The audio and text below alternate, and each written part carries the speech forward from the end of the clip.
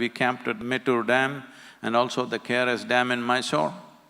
That is a part of the country that's very familiar to me, and I've spent a lot of time as a child and a youth along the Cauvery there. The dam is to the brim, actually overflowing. KRS Dam is 124 feet, 8 inches and overflowing. Whenever breeze blows, it is overflowing over the dam.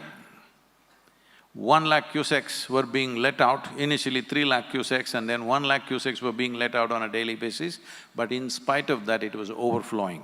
So was Mettur Dam, 120 feet full. So I asked the local guy who was living there next to the dam, I asked him, how many days did it fill up? He said, 4 days. I said, this is not good. If it rains heavily in Coorg, it would always take anywhere between 20 to 30 days to fill up. That's a good thing. But now it's filling up in 4 days, so for the first time, in 50 years, for the first time I'm seeing that the KRS Dam is brown in color, full but brown in color. This means the soil of the mountains is coming to Mysore city, which is not a good thing. Cauvery should come walking, but she is running, this is the problem. We need to understand, the same amount of rain is coming in the last 100 years, the average is same. Our only problem is we are not able to sequester the water that comes down in the form of rain, we are not able to put it into the soil, mainly because there is no organic content and there's not enough trees and vegetation. If we plant these 242 crore trees, we can sequester anywhere between 9 to 12 trillion liters of water. To give you a perspective of what is 12 trillion, the entire flow of Cauvery right now is 21.2 trillion liters. So 12 trillion liters extra if it goes into the land, the rivers, all the 120 rivers will flow, your lakes will be full, your wells will be full, above all, soil will be damp most of the year, and that is what is needed. For the state and the nation, if you want a solution, the maximum landowner on the planet is the farmer still.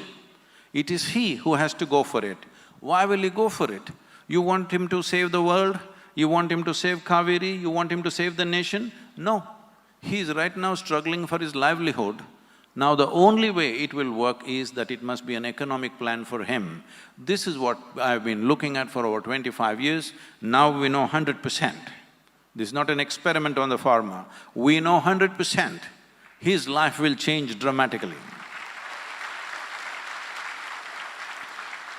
Right now, if you ask any farmer, you can do a survey and see if you want, not even 2% of the farmers want their children to become farmers.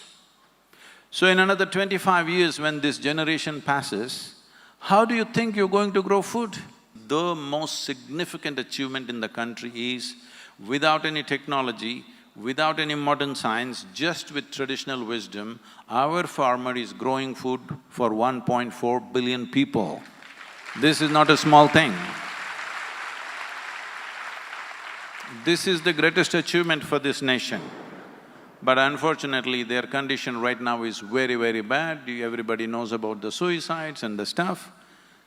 This is a game changer for the farmer, for the soil and water, and for everybody. If 33% of farmers or 33% of the land goes into agroforestry, we have calculated by 8th year, the government will be earning 29,000 crores of GST.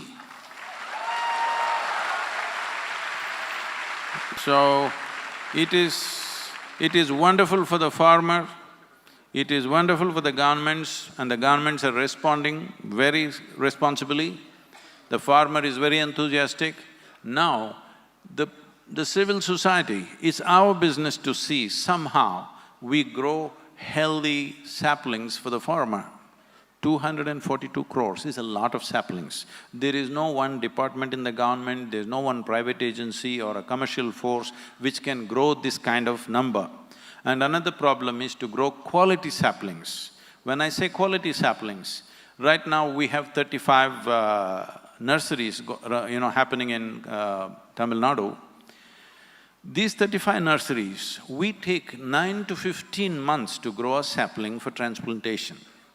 Many commercial nurseries are growing the same sapling in 3 to 5 months because they use a lot of urea and grow it, we're growing it organically. What is the difference? The difference is just this: when transplantation happens, the survival rate is over 95%. And in that, the survival rate is around 40%. And recently, the Agricultural University of Tamil Nadu, TNAU in Coimbatore, which is a premier institution in the country, invited 40 different sapling producers in the state. The Isha nurseries also went. And of the 40 samples that came, all the 39 of them had nematode deposits on their roots. The only one without nematode deposits was from our nurseries. This is very important because when you shift the farmer into tree farming, suppose you give him bad saplings which will not produce the result that we are promising him, then you are pushing him further into a horrible situation, another corner. So this is extremely important. This is why this 42 rupee campaign is going on. This will need a minimum of 12-year commitment. Are you with me?